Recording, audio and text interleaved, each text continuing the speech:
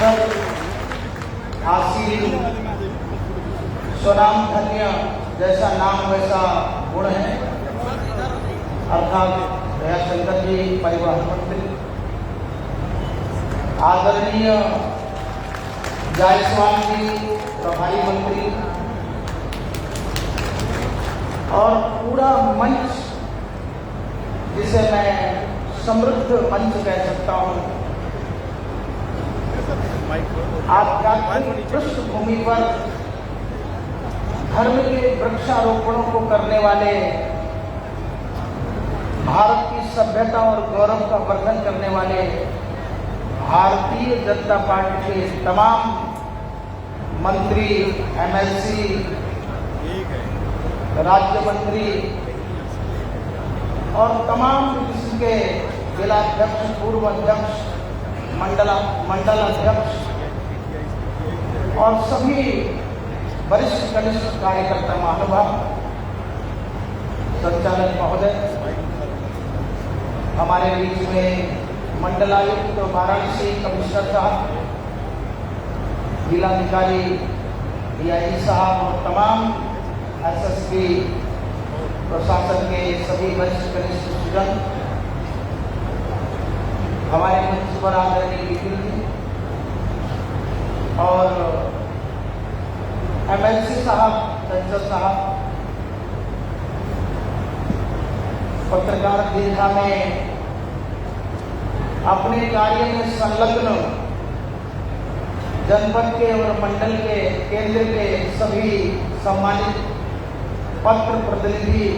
पत्रकार बंधुओं, यहाँ की रक्षा और सुरक्षा में लगे हुए सुरक्षा अधिकारीगण तथा प्रभु श्री राम के चरणों के प्रति अनुराग रखने वाली भारत के भूखंड पर पूर्वांचल की धरती से पधारे हुए सभी आस्थावान आबाल वृद्ध नर नारीजन और विशेष रूप से सिद्धपीठ हथियारा मठ के 900 वर्षों से संलग्न गुरुजनों के परिजनों पर चलने वाले सभी चरणानुरागी भक्तजन, श्रद्धालु, मैं बहुत ही प्रसन्न हूं, इसलिए भी कि वेद संवाहक राम की परंपरा बद्री और केदार की उस पवित्र धरती जहां गंगा ने जन्म लिया, जहां यमुना ने जन्म लिया, जहां पर 21 करोड़ देवता जहां की मिट्टी में बसते हैं, ऐसी ही मिट्टी से वर्तमान भारत की उस गुरुसा को, जहां पर धर्म का अपमान, जहां पर वेदों का अपमान, जहां पर गीता और रामचरितमानस का अपमान हो रहा हो, ऐसी स्थिति परिस्थिति में उस मिट्टी से निकले हुए यानी जन्मे हुए अवतार आदरणीय योगी आदित्यनाथ जी महाराज,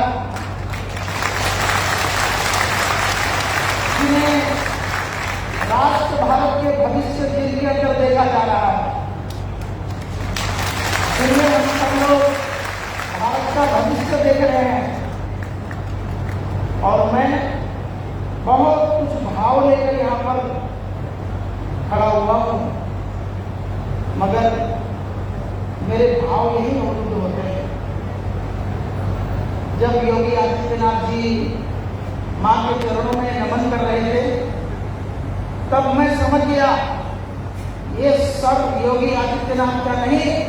बल्कि भगवान के श्री राम के चरणों के भक्त का चरण है।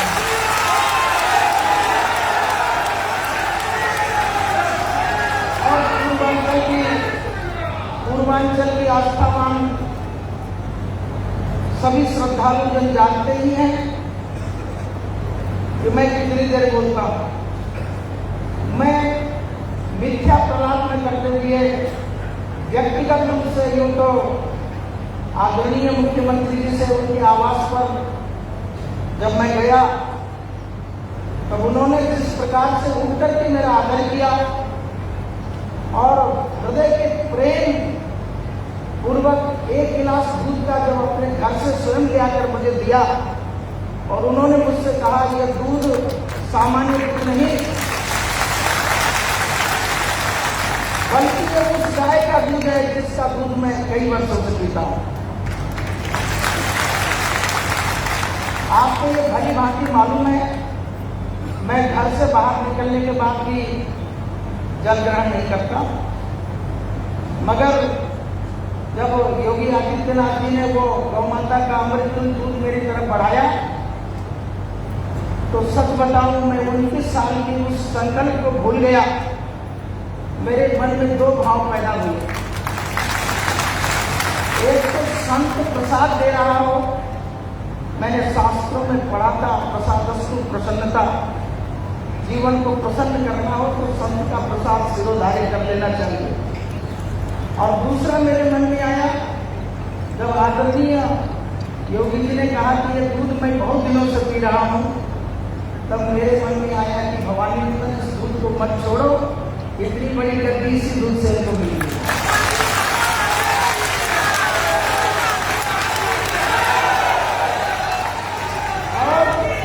और आज मैं सिद्धपीठ के परिसर में खड़ा होकर के मेरा मन करता है कि हे गौ माता, जिस गौ के दूध को पी करके आप भारत में उन लोगों को ललकारते हैं, शेर की दहाड़ की तरफ दहाड़ते हैं, वही गौ माता तो थी जिसके आशीर्वाद से राजा दिलीप के घर में रघु का जन्म हुआ था। और वही गौ माता है जिस गौ माता के आशीर्वाद से राजा रघु का जन्म हुआ। और त्रेता में भगवान श्री राम ने कहा, स्वाभिमान पर सीने पर हाथ रख के राम जी ने कहा, रघुकुल रीति सदा चली आई, प्राण जाए पर।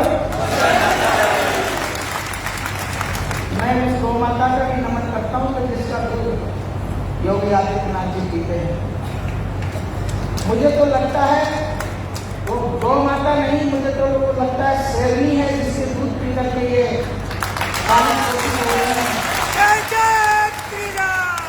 और बहुत सारी चर्चाएं समाज की, राजनीति की, विकास की, इसकी चर्चा करने के लिए जो आदरणीय योगी जी यहाँ उपस्थित हुए हैं। मैं बहुत कुछ देखे कागजों में लिख के लाया हूँ, पर इससे समाप्त करता हूँ क्योंकि हम लोग योगी जी को सुनेंगे। और एक बात जनता जनार्दन, मेरे शिष्य समाज और संपूर्ण पूर्वांचल के 23 जिलों में फैले हुए हैं, उन सबको वो सब मुझसे पूछते थे कि बाबा जी कभी आदरणीय योगी जी इस मठ परिसर में नहीं पढ़ाए, तो आप देख लीजिए योगी जी मठ परिसर में पढ़ाए।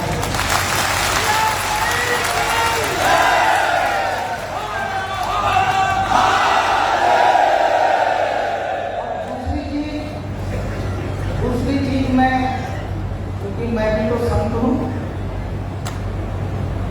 सुना जाता है मृषा न हो देव की बात, अपना भाग्य, अपना प्रारब्ध, अपना कर्म व्यक्ति को महान बनाता है।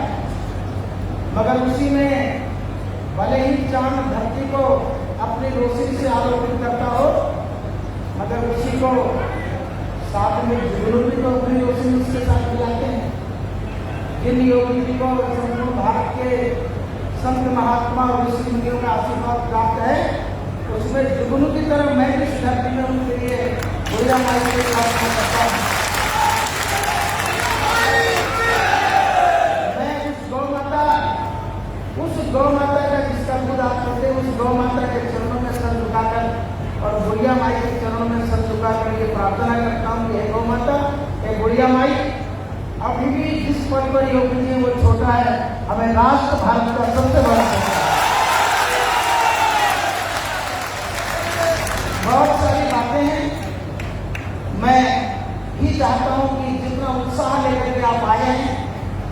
वो योगी जी का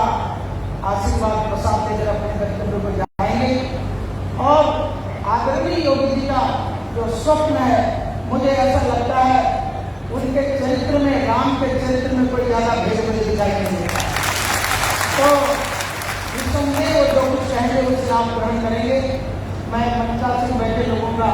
अपने मन परिसर में धन्यवाद करता हूँ। बहुत बहुत धन्यवाद।